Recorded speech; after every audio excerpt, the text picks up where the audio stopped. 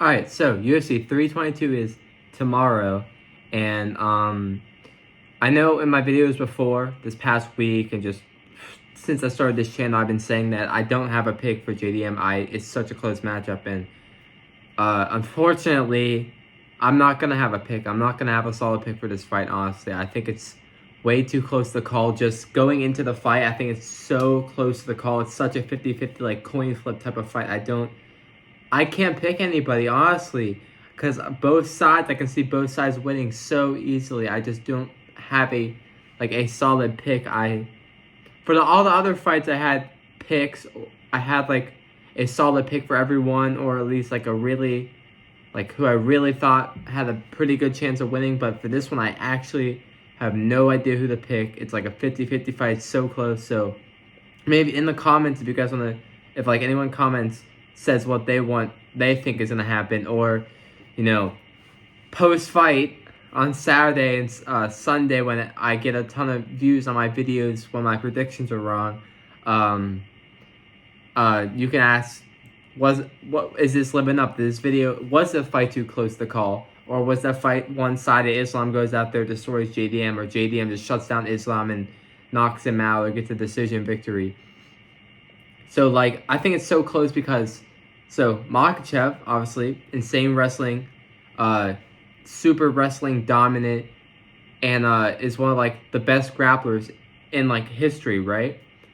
And he has, like, the chain takedowns, he can control the opponents, but JDM has pretty good, like, especially against Della, pretty good, takedown defense, and good, like, scrambling ability, and he's probably going to be able to get back to his feet, and he has the pressure boxing. He's the best boxer in the UFC, especially in the UFC in general, and 100% in the welterweight division. And Islam has good striking. He has striking, but his striking is mostly set up from people being terrified of getting taken down. So his striking looks a lot better, but against a person who isn't afraid to get taken down, who knows he's going to get back up, is it going to be the same? Is it going to fall short? Is this like, he's going to be throwing these kicks, but he's not going to be able to throw these high kicks that caught Volt and these shorter fighters against JDM. It's not going to, it could still land, but it's not going to do what it did to Volk, you know? And there's also the mental factors, right?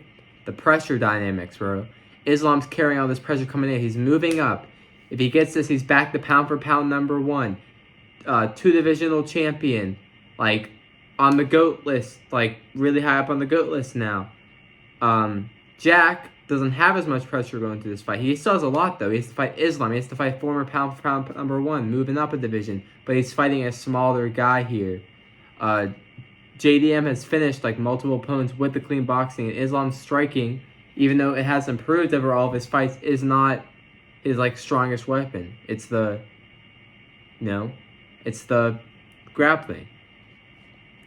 And Jack is like the underdog, I think, so he can fight a little bit more freely in this, but it still make him, like, cautious, I guess. You know, both fighters have their, like, cardio and pace, and JDM a great pace in the Bilal fight, and Islam is able to grind people down over 5 rounds, decisions, submit them in the 5th round, you know. I think that the balance is different as well. If Islam gets the takedowns early, he can just dominate the fight, control submissions. But if Jack keeps it standing, he can just sit there and box, like, and the pressure could just, like, lead into a knockout, or it can lead into, like, just a decision win. Both of the fighters have, like, a really clear path to victory, but that's what makes this fight so unpredictable. It's super razor close.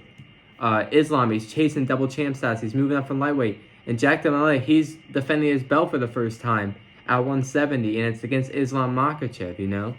And they both have crazy win streaks. This is like a clash for, like, legacy.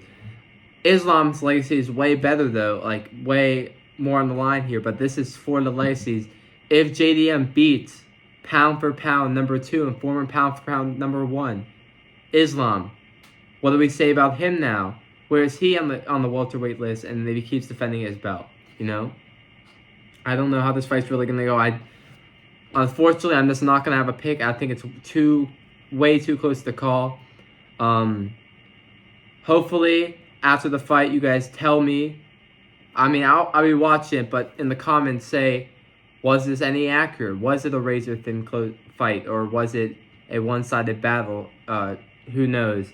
Hopefully, I get to make one more video. I want to talk about Sean Brady and Michael Morales before the card happens, but I might not be able to do it. Thanks for all the likes, like for the couple people that liked the other videos, people who commented on the shorts, or any of the people that subscribe. I got like 14 subscribers now, so leave any comments below. I appreciate it. I'm going to read all your comments, obviously. I'm going to reply to them. So if you have a pick, give me like an explanation for it, and I'll talk to you about it or whatever. And yeah, overall, that's it. So yeah.